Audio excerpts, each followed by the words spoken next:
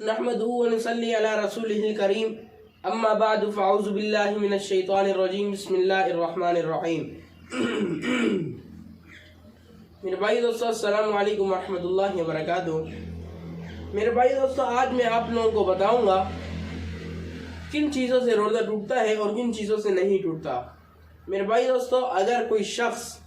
سرما لگائے آنکھوں میں یا کاجل لگائے یا تیل لگائے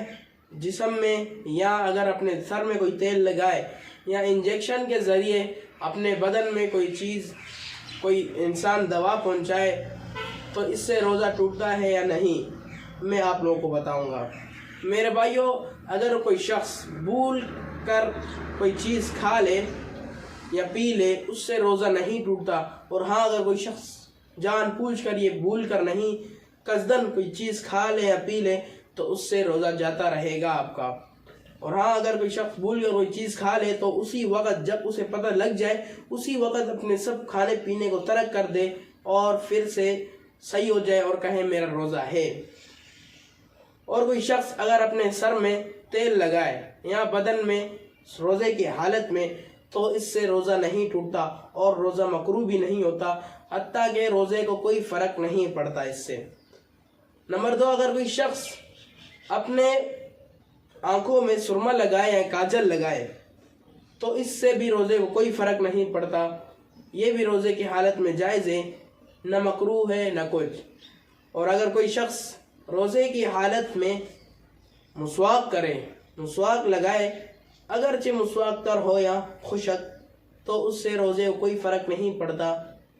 روزے کی حالت میں مسواک کرنا جائز ہے۔ اگر کوئی شخص اپنے جسم میں انجیکشن لگائے، انجیکشن کے ذریعے اپنے جسم میں دوا پہنچائے تو روزے کو کوئی فرق نہیں پڑتا، اس وقت روزے کی حالت میں بھی انجیکشن کے ذریعے اپنے جسم میں دوا پہنچانا جائز ہے۔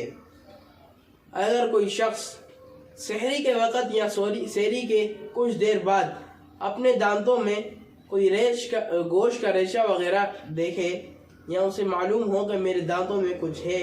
اگر وہ چنے کے دانے سے چھوٹا ہوا ہو تو اسے اپنی زبان سے نکال کر نگل لے، اپنی زبان سے نکال کر اسے کھا لے، کوئی فرق نہیں پڑتا۔ اگر چنے کے دانے سے بڑا ہوا، اگرچہ وہ زبان سے نکال کر کھائے یا ہاتھ سے نکال کر کھائے تو اس کا روزہ ٹوٹ جاتا ہے، اور اگر چنے کے دانے سے چھوٹا ہوا، اس نے زبان سے نہیں بلکہ ہاتھ سے نکال کر کھایا تو بھی اس کا روزہ جاتا رہے گا۔ اور کوئی شخص